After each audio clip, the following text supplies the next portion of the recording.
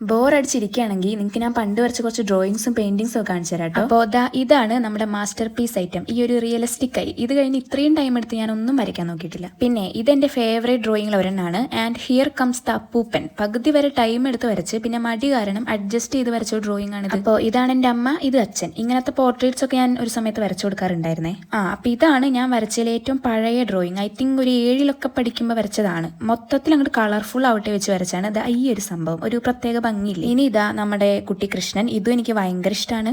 ഇതും എന്റെ ഫേവറേറ്റ് ആണ്. ഒരു ട്രഡീഷണൽ വൈബൊക്കെ തരണ ഒരു സിമ്പിൾ ഡ്രോയിങ്. ഇതൊരു പഴയ പെയിന്റ്. ഞാനേ നിഫ്റ്റിന് പ്രിപ്പയർ ചെയ്തുകൊണ്ടിരുന്ന ഒരു ടൈം ഉണ്ടായിരുന്നേ. അപ്പൊ വരച്ച് പഠിച്ച കളർ പെൻസിൽ ഡ്രോയിങ്സ് ആണ് ഇതൊക്കെ. ഈ ലിപ്സ്റ്റിക്കും ബോയും കുക്കീസും ഈ ഡ്രസ്സും എല്ലാം അങ്ങനെ വരച്ച് പഠിച്ചാണ്. അപ്പൊ ഇതുപോലെയൊക്കെ എന്നെ കൊണ്ട് ഇപ്പൊ വരയ്ക്കാൻ പറ്റുമോ ചോദിച്ചാൽ ശരിക്കും പറഞ്ഞാൽ അറിയില്ല കേട്ടോ.